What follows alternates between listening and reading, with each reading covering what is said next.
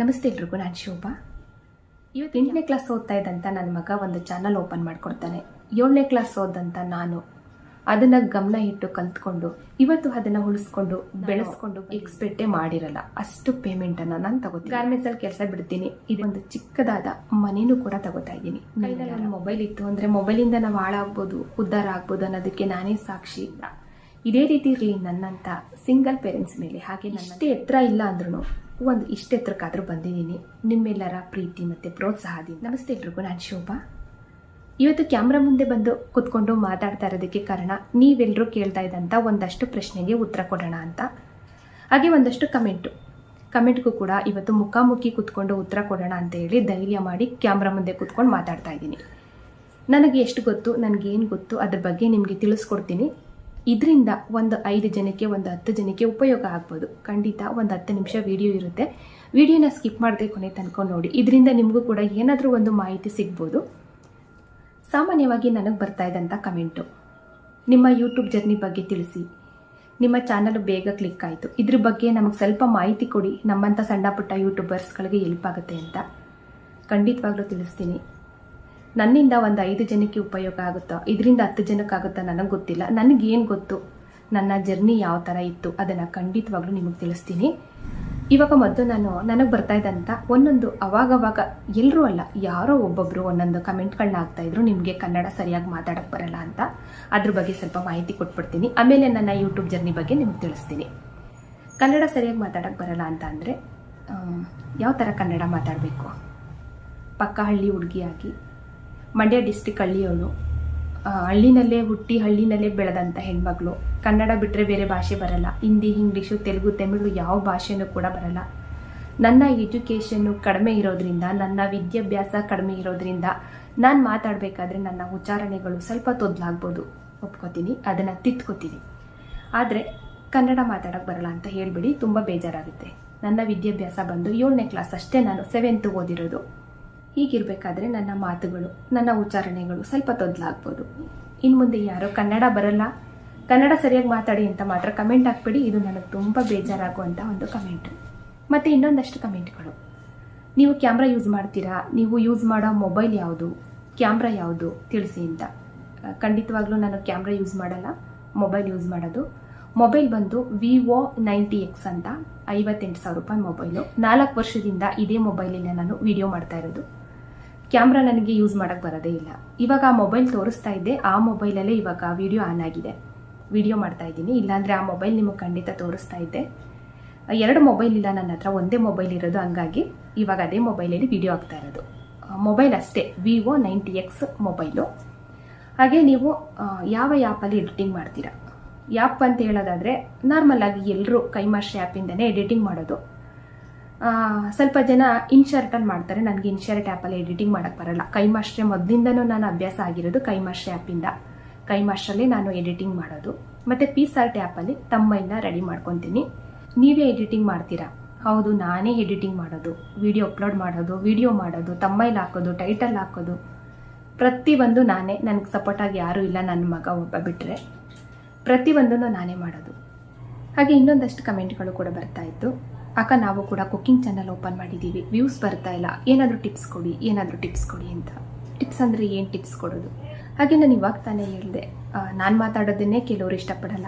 ಕೆಲವರು ಮಾತ್ರ, ಎಲ್ಲರೂ ಅಲ್ಲ, ಕೆಲವರು ಮಾತ್ರ ನಿಮ್ಮ ಕನ್ನಡ ಸರಿಯಾಗಿ ಮಾತಾಡೋಕ್ಕೆ ಬರಲ್ಲ ಅಂತಾರೆ. ನೀವು ನನಗಿನ್ನ ಚೆನ್ನಾಗಿ ಕನ್ನಡ ಮಾತಾಡಿ, ಸ್ಪಷ್ಟವಾಗಿ ಮಾತಾಡಿ, ಜನಕ್ಕೆ ಇಷ್ಟ ಆಗುವಂಥ ಕಂಟೆಂಟ್ಗಳನ್ನ ಮಾಡಿ ಅಪ್ಲೋಡ್ ಮಾಡಿ. ಹಾಗೆ ನಾವು ಹಾಕುವಂಥ ಟೈಟಲ್ಲು, ತಮ್ಮೈಲು ಚೆನ್ನಾಗಿರಬೇಕು. ಇವಾಗ ನಾವು ಒಂದು ಫೋಟೋ ಕ್ಲಿಕ್ ಮಾಡ್ತೀವಿ ಅಂದರೆ ತಮ್ಮೈಲ್ಗೆ ಹಾಕೋದಕ್ಕೆ 1, 2, 3 ಅಥವಾ ಒಂದು 10 ಕ್ಲಿಕ್ ಮಾಡ್ತೀರಾ. ನಾನು ಎಷ್ಟು ಮಾಡ್ತೀನಿ ಗೊತ್ತಾ? 50ರಿಂದ 60 ಫೋಟೋನ ಕ್ಲಿಕ್ ಮಾಡ್ತೀನಿ. ಕೈಯೆಲ್ಲ ನೋವು ಬರೋ ತನಕನೂ ಅಡುಗೆ ಮನೆಯಲ್ಲಿ ನಿಂತ್ಕೊಂಡು ರಿಂಗ್ ಲೈಟ್ನ ಹತ್ತಿರದಲ್ಲಿ ಇಟ್ಕೊಂಡು ಒಂದು 50ರಿಂದ 60 ಫೋಟೋನ ನಾನು ಕ್ಲಿಕ್ ಮಾಡ್ತೀನಿ. ಅದರಲ್ಲಿ ನನಗೆ ಯಾವುದು ಇಷ್ಟ ಆಗುತ್ತೆ, ಇದು ಚೆನ್ನಾಗಿ ಬಂತು ಅಂತ ಅನ್ನೋ ತನಕನೂ ಕ್ಲಿಕ್ ಮಾಡ್ತಾನೆ ಇರ್ತೀನಿ. ಅದೇನೋ ನನಗೆ ಸಮಾಧಾನನೇ ಆಗಲ್ಲ. ಆಮೇಲೆ ಅದರಲ್ಲಿ ಒಂದು ಫೋಟೋನ ಆಯ್ಕೆ ಮಾಡಿಕೊಂಡು ತಮ್ಮೈಲ್ಗೆ ಹಾಕ್ತೀನಿ. ಇಷ್ಟು ಎಫೆಕ್ಟ್ ಹಾಕ್ತೀನಿ ಒಂದು ವೀಡಿಯೋಸ್ ಮಾಡೋದಕ್ಕೆ ನಾನು. ಇವಾಗ 1 ಅವರಲ್ಲಿ ನಾವು ಮಾಡ್ಕೊಂಡು ತಿನ್ನುವಂಥ ಅಡುಗೆನ 3 ಅವರ್ ಮಾಡಬೇಕು ವೀಡಿಯೋಗೆ. ಅದೇ ನಾವು ನಾರ್ಮಲಾಗಿ ಮಾಡ್ಕೊಂಡು ತಿನ್ನೋದಾದರೆ 1 ಅವರಲ್ಲಿ ನಾವು ಅಡುಗೆ ಮಾಡಿ ಮುಗಿಸ್ಬೋದು. ಯೂಟ್ಯೂಬ್ಗೆ ವೀಡಿಯೋಗೋಸ್ಕರನೇ ನಾನು ಮಾಡ್ತೀನಿ ಅಂತ ಅಡುಗೆ ಮನೆಯಲ್ಲಿ ನಿಂತ್ಕೊಂಡ್ರೆ 3 ಅವರಿಂದ 4 ಅವರ್ ಆಗುತ್ತೆ ಒಂದು ವಿಡಿಯೋನ ನಾವು ಕಂಪ್ಲೀಟ್ ಮಾಡೋದಕ್ಕೆ. 3 ಅವರ್ ಅಥವಾ 4 ಅವರ್ ನನಗೆ ಟೈಮ್ ಬೇಕು. ಕೆಲವೊಂದು ವಿಡಿಯೋ 4 ಅವರ್ ಆಗೇ ಆಗುತ್ತೆ, ಕೆಲವೊಂದು ವಿಡಿಯೋನ ನಾವು 3 ಅವರಲ್ಲೆಲ್ಲ ಮುಗಿಸ್ಬೋದು. ಅದನ್ನು ವಿಡಿಯೋನ ಅಪ್ಲೋಡ್ ಮಾಡೋದಕ್ಕೆ, ವಾಯ್ಸ್ ಕೊಡೋದಕ್ಕೆ, ಎಡಿಟಿಂಗ್ ಮಾಡೋದಕ್ಕೆ ನನಗೆ 3 ರಿಂದ 4 ಅವರ್ ಬೇಕು. ಒಂದು ದಿನಕ್ಕೆ 7 ರಿಂದ 8 ಅವರ್ ಟೈಮ್ ಬೇಕು.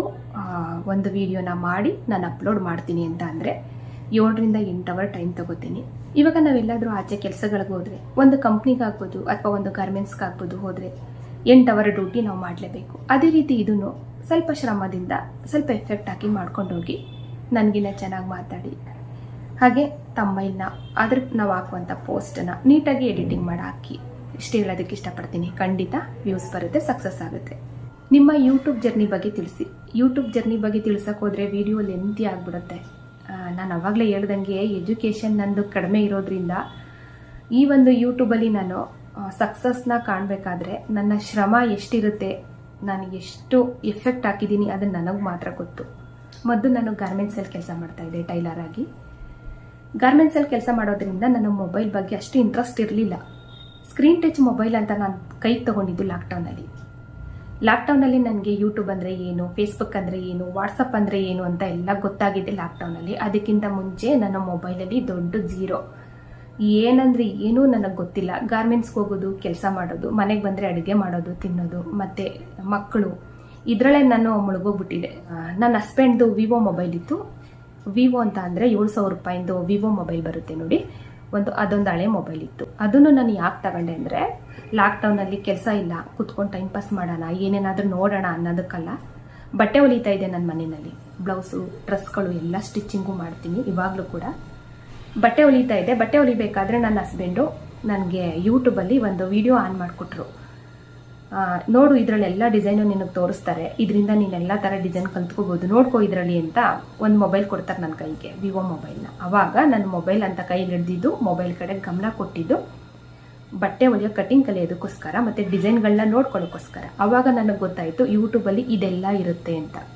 ಮೊಬೈಲ್ ನೋಡ್ತಾ ನೋಡ್ತಾ ನೋಡ್ತಾ ನನಗೆ ಹಂಗೆ ಸ್ವಲ್ಪ ಇಂಟ್ರೆಸ್ಟ್ ಜಾಸ್ತಿ ಆಯಿತು.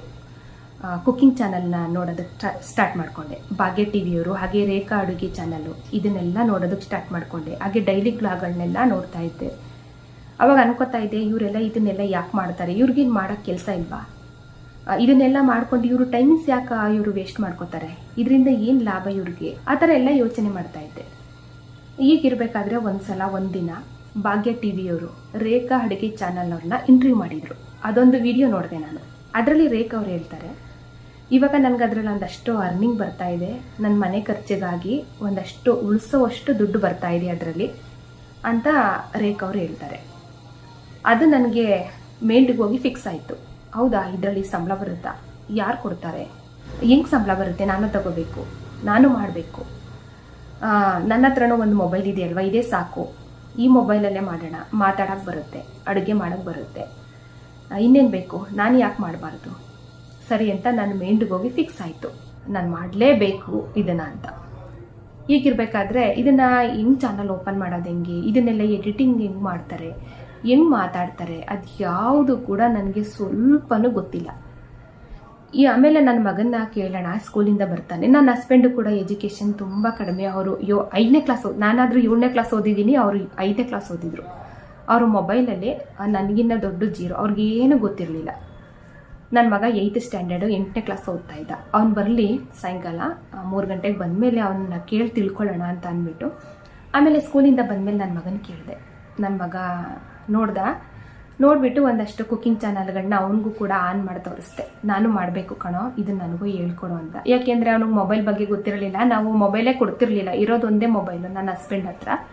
ಅವ್ರು ಬೆಳಗ್ಗೆ ತೊಗೊಂಡೋದ್ರೆ ಸಾಯಂಕಾಲ ಮನೆಗೆ ಬರ್ತಾಯಿದ್ರು. ಇನ್ನು ಮಕ್ಕಳಿಗೂ ಕೂಡ ಅಷ್ಟೊಂದು ನಾವು ಮೊಬೈಲ್ ಕೊಡ್ತಿರ್ಲಿಲ್ಲ. ಆಮೇಲೆ ಅವನಿಗೆ ಲಾಕ್ಡೌನಲ್ಲಿ ಸ್ವಲ್ಪ ಅವನು ಮನೇಲಿ ಇದ್ನಲ್ವ, ಆವಾಗ ಅವನಿಗೆ ಕೇಳಿದಾಗ ಅವನು ಹೌದು ಮಮ್ಮಿ, ಇದು ಚಾನಲ್ ಓಪನ್ ಮಾಡ್ಕೋಬೇಕು, ಎಡಿಟಿಂಗ್ ಎಲ್ಲ ಮಾಡಬೇಕು, ಅಪ್ಲೋಡ್ ಮಾಡಬೇಕು ಅಂತ ಅಂದ್ಬಿಟ್ಟು ಅವನು ಬೇರೆಯವ್ರ ವೀಡಿಯೋಸ್ಗಳನ್ನ ನೋಡಿಕೊಂಡು ನನಗೆ ಹೇಳ್ಕೊಟ್ಟ. ಒಂದು ಹೆಸರಿಡ್ತೀವಿ ಚಾನಲ್ಗೆ, ನೋಡಿ ತಿಳಿ ಮಾಡಿ ಕಲಿ ಅಂತ. ಚಾನಲ್ ಓಪನ್ ಆಯಿತು. ಎಡಿಟಿಂಗ್ ಮಾಡೋಕ್ಕೆ ಬರಲ್ಲ, ವಾಯ್ಸ್ ಕೊಡೋಕ್ಕೆ ಬರಲ್ಲ, ವೀಡಿಯೋನ ಅಪ್ಲೋಡ್ ಮಾಡೋಕ್ಕೆ ಬರಲ್ಲ. ನನ್ನ ಮಗ ಒಂದು ವೀಡಿಯೋಸ್ನ ನೋಡಿಬಿಟ್ಟು ಅದರಲ್ಲೆಲ್ಲ ಅವ್ನು ನೋಡ್ಕೊತಾನೆ. ನೋಡಿಬಿಟ್ಟು ಮಮ್ಮಿ ಇದನ್ನು ಎಡಿಟಿಂಗ್ ಮಾಡ್ಬೋದು, ಈ ಥರ ವಾಯ್ಸ್ ಕೊಡಬೇಕು, ಈ ಥರ ಎಡಿಟಿಂಗ್ ಮಾಡಬೇಕು ಅಂತ ಹೇಳ್ಬಿಟ್ಟು ಎಡಿಟಿಂಗ್ ಮಾಡೋದು ನನಗೆ ಹೇಳ್ಕೊಡ್ತಾನೆ, ವಾಯ್ಸ್ ಕೊಡೋದನ್ನ ಹೇಳ್ಕೊಡ್ತಾನೆ, ವಿಡಿಯೋನ ಅಪ್ಲೋಡ್ ಮಾಡೋದನ್ನ ಹೇಳ್ಕೊಡ್ತಾನೆ. ತುಂಬ ಗಮನ ಇಟ್ಟು ನಾನು ಅದನ್ನು ಕಲ್ತ್ಕೊಂಡು ಅದನ್ನು ನಾನು ಮಾಡೋದಕ್ಕೆ ಸ್ಟಾರ್ಟ್ ಮಾಡಿಕೊಂಡೆ. ಸ್ಟಾರ್ಟಿಂಗು ನಮಗೆ ಒಂದು ಸ್ಟ್ಯಾಂಡ್ ಇಟ್ಕೊಂಡು ವಿಡಿಯೋ ಮಾಡಬೇಕಂತನೂ ನಮಗೆ ಗೊತ್ತಿರಲಿಲ್ಲ. ನನ್ನ ಮಗ ಕೈನಲ್ಲಿ ಈ ರೀತಿ ಮೊಬೈಲ್ ಹಿಡ್ಕೊಳ್ಳೋನು, ನಾನು ಅಡುಗೆ ಮಾಡ್ತಾಯಿದ್ದೆ. ಈ ರೀತಿ ಆಗಬೇಕಾದ್ರೆ ಆಮೇಲೆ ಅವನೇ ಹೇಳ್ತಾನೆ, ಮಮ್ಮಿ ಇದಕ್ಕೆ ಸ್ಟ್ಯಾಂಡ್ ಬರುತ್ತೆ, ನಾವು ಸ್ಟ್ಯಾಂಡ್ ತರ್ಸೋಣ, ಸ್ಟ್ಯಾಂಡ್ ಇಟ್ಕೊಂಡು ನೀನು ಮಾಡು. ಸ್ಟ್ಯಾಂಡ್ ಹೆಂಗೆ ಸೆಟ್ ಮಾಡ್ಕೋಬೇಕು ನನಗೆ ಗೊತ್ತಿಲ್ಲ. ಮೊಬೈಲ್ ಸ್ಟ್ಯಾಂಡ್ ಬರುತ್ತೆ, ಸ್ಟ್ಯಾಂಡ್ ಬಂದಮೇಲೆ ಮೊಬೈಲ್ ಹಿಂಗೆ ತಿರುಗಿಸ್ತೀನಿ, ಅದನ್ನು ಯಾವ ಥರ ಸೆಟ್ ಮಾಡ್ಕೊಂಡು ಮಾಡಬೇಕು ಅದು ಯಾವುದು ಕೂಡ ನನಗೆ ಗೊತ್ತಿಲ್ಲ. ಇದ್ರಲ್ಲಿ ನನಗೆ ಬರಲ್ಲ ಕಣೋ, ನನಗೆ ಆಗಲ್ಲ ಕಣೋ ಇದರಲ್ಲಿ ಅಂತಂದು. ಇಲ್ಲ ಮಮ್ಮಿ ಇದನ್ನು ಜಸ್ಟ್ ಈ ರೀತಿ ಸೆಟ್ ಮಾಡ್ಕೊಳ್ಳೋದು ಅಷ್ಟೇ ನೋಡು ಅಂದ. ಸರಿ ಅಂತ ಅಂದ್ಬಿಟ್ಟು ನಾನು ಹೆಂಗೆಂಗೋ ಮಾಡಿ ಅದನ್ನು ಸೆಟ್ ಮಾಡಿಕೊಂಡು ಅದನ್ನು ಕೂಡ ನಾನು ರೆಡಿ ಮಾಡಿಕೊಂಡೆ ನನಗೆ ಗೊತ್ತಿರೋ ರೀತಿಯಲ್ಲಿ. ಹಾಗೋ ಹೀಗೋ ಒಂದು ಹಂತಕ್ಕೆ ಬಂದೆ. 1.5 ವರ್ಷ ಆಯಿತು. ₹1 ದುಡ್ಡು ಕೂಡ ನನಗೆ ಬಂದಿರಲಿಲ್ಲ. 1.5 ವರ್ಷ ಆದಮೇಲೆ ಮೊದಲನೇ ತಿಂಗಳು ಪೇಮೆಂಟ್ ತೊಗೋತೀನಿ. 13,000 ಮೊದಲನೇ ತಿಂಗಳು ಪೇಮೆಂಟ್ ಬರುತ್ತೆ. ತುಂಬ ಖುಷಿ ಆಯಿತು ನನಗೆ. 13,000 ಪೇಮೆಂಟ್ ತೊಗೊಂಡು ಅದೆಷ್ಟು ಖುಷಿ ಪಟ್ಟಿದ್ದೀನಿ ಅಂತ ಗೊತ್ತಿಲ್ಲ. ಆಮೇಲೆ 2ನೇ ತಿಂಗಳು ಪೇಮೆಂಟ್ ಬರಲ್ವಾ ಅದು ಗೊತ್ತಿಲ್ಲ. ಗಾರ್ಮೆಂಟ್ಸಲ್ಲಿ ಕೆಲಸಕ್ಕೆ ಹೋಗ್ತಾನೆ ಇದ್ದೆ, ವಿಡಿಯೋ ಮಾಡಿ ಅಪ್ಲೋಡ್ ಮಾಡ್ತಾ ಇದ್ದೆ. ಇದು ತಿಂಗಳ ಬರುತ್ತಾ? ಬರಲಿಲ್ಲ ಅಂದರೆ ಏನು ಮಾಡೋದು? ಆ ಕಡೆ ಕೆಲಸನೂ ಕಳ್ಕೊಬೇಕಾಗುತ್ತೆ, ಈ ಕಡೆ ಇದು ಇಲ್ದಂಗಾಗುತ್ತೆ.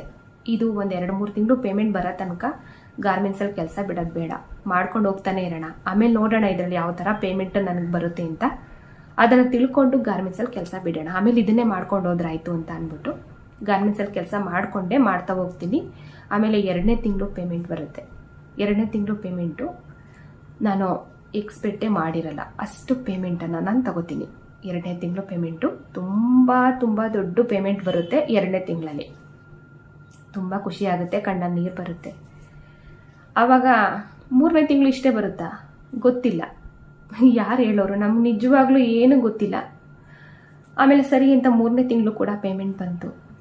ಕರೆಕ್ಟಾಗಿ ಬರುತ್ತೆ ತಿಂಗಳ, ಇದನ್ನೇ ಕಂಟಿನ್ಯೂ ಮಾಡ್ಕೊಂಡು ಹೋಗೋಣ, ಗಾರ್ಮೆಂಟ್ಸಲ್ಲಿ ಕೆಲಸ ಬಿಡೋಣ ಅಂತ ಅಂದ್ಕೊಂಡು ಗಾರ್ಮೆಂಟ್ಸಲ್ಲಿ ಕೆಲಸ ಬಿಡ್ತೀನಿ, ಇದನ್ನೇ ಕಂಟಿನ್ಯೂ ಮಾಡ್ಕೊಂಡು ಹೋಗ್ತೀನಿ. ಇವಾಗ ಸತತವಾಗಿ 4 ವರ್ಷದಿಂದ ನಾನು ಯೂಟ್ಯೂಬಲ್ಲಿ ಪೇಮೆಂಟ್ ತಗೊಂಡು ಈ ಕೆಲಸನ ಮಾಡ್ಕೊಂಡು ಬಂದಿದ್ದೀನಿ.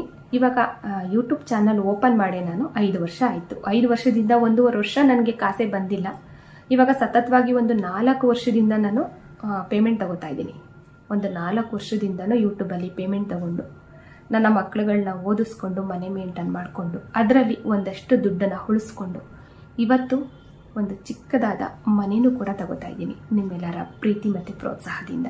ನಿಜವಾಗ್ಲೂ ಆ ಭಗವಂತ ಇದ್ದಾನೆ ಅನ್ನೋದು ಇದಕ್ಕೇನೆ. ನಾವೆಷ್ಟು ಶ್ರಮ ಕೊಡ್ತೀವಿ, ನಾವೆಷ್ಟು ಶ್ರದ್ಧೆಯಿಂದ ಅದನ್ನು ಭಕ್ತಿಯಿಂದ ಮಾಡ್ತೀವಿ ಒಂದು ಕೆಲಸನ, ಅಷ್ಟು ನಮಗೆ ಪ್ರತಿಫಲ ಸಿಗುತ್ತೆ.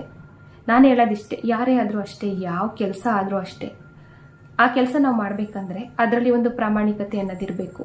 ನಾವು ಮಾಡುವಂಥ ಕೆಲಸದಲ್ಲಿ ನಿಷ್ಠೆ, ಭಕ್ತಿ, ಶ್ರದ್ಧೆ ಹಾಗೆ ಶ್ರಮ ಇಷ್ಟು ಇತ್ತು ಅಂದರೆ ಖಂಡಿತ ಸಕ್ಸಸ್ ಆಗುತ್ತೆ.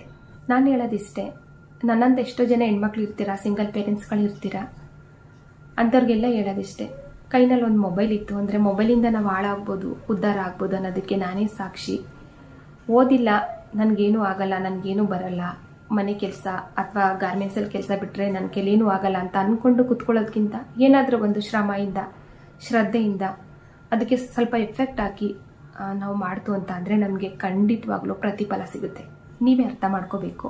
7ನೇ ಕ್ಲಾಸ್ ಓದಂತ ನಾನು ಇವತ್ತು ಒಂದು ಯೂಟ್ಯೂಬ್ ಚಾನಲ್ನ ನಡೆಸ್ಕೊಂಡು ಇಷ್ಟರ ಮಟ್ಟಿಗೆ ಬೆಳೆದಿದ್ದೀನಿ. ಇದರಿಂದ ನಾನು ಲಕ್ಷ ದುಡ್ಡನ್ನು ತಗೋತಾ ಇದ್ದೀನಿ. ಒಂದು ಪುಟ್ಟದಾದ ಮನೆಯೂ ಕೂಡ ತಗೊಂಡಿದ್ದೀನಿ. ಖಂಡಿತವಾಗ್ಲೂ ಆ ವಿಡಿಯೋನೂ ಕೂಡ ನಿಮಗೆ ಶೇರ್ ಮಾಡ್ತೀನಿ. ಇಷ್ಟರಲ್ಲೇ ಮನೆ ಪೂಜೆನೂ ಕೂಡ ಆಗುತ್ತೆ. ಮನೆ ಗೃಹ ಪ್ರವೇಶದ ವಿಡಿಯೋ ಆಗ್ಬೋದು, ಹೋಮ್ ಟೂರ್ ಆಗ್ಬೋದು, ಎಲ್ಲನೂ ಕೂಡ ನಿಮ್ಮ ಜೊತೆ ನಾನು ಶೇರ್ ಮಾಡ್ಕೋತೀನಿ. ಇದೆಲ್ಲ ಸಾಧ್ಯ ಆಗಿದ್ದು ನಿಮ್ಮಿಂದ, ನಿಮ್ಮ ಪ್ರೀತಿ ಪ್ರೋತ್ಸಾಹದಿಂದ. ಇದೇ ರೀತಿ ಇರಲಿ ನನ್ನಂಥ ಸಿಂಗಲ್ ಪೇರೆಂಟ್ಸ್ ಮೇಲೆ, ಹಾಗೆ ನನ್ನಂಥ ಹೆಣ್ಮಕ್ಳುಗಳ ಮೇಲೆ, ಹಾಗೆ ನಮ್ಮಂಥ ಸಣ್ಣ ಪುಟ್ಟ ಯೂಟ್ಯೂಬರ್ಸ್ಗಳ ಮೇಲೆ ಇದೇ ರೀತಿಯಾಗಿ ನಿಮ್ಮ ಪ್ರೀತಿ ಪ್ರೋತ್ಸಾಹನ ಕೊಟ್ಟು ಅವ್ರನ್ನ ಬೆಳೆಸಿ. ಇವಾಗ ನಿಮಗೆ ಒಂದಷ್ಟು ಮಾಹಿತಿ ಸಿಕ್ತು ಅಂತ ಅನ್ಕೋತೀನಿ. ನನ್ನ ಕನ್ನಡ ಸರಿಯಾಗಿ ಮಾತಾಡೋಕ್ಕೆ ಬರಲ್ಲ ಅಂತ ಕಮೆಂಟ್ ಆಗ್ತಾ ಇರೋರಿಗೆ, ಹಾಗೆ ನನ್ನ ಯೂಟ್ಯೂಬ್ ಜರ್ನಿ ಬಗ್ಗೆ ತಿಳಿಸಿ ಅಂತ ಹೇಳ್ತಾ ಇದ್ದವ್ರಿಗೆ ಒಂದಷ್ಟು ಮಾಹಿತಿ ಸಿಕ್ತು ಅಂತ ಅನ್ಕೋತೀನಿ. 8ನೇ ಕ್ಲಾಸ್ ಓದ್ತಾ ಇದ್ದಂಥ ನನ್ನ ಮಗ ಒಂದು ಚಾನಲ್ ಓಪನ್ ಮಾಡಿಕೊಡ್ತಾನೆ.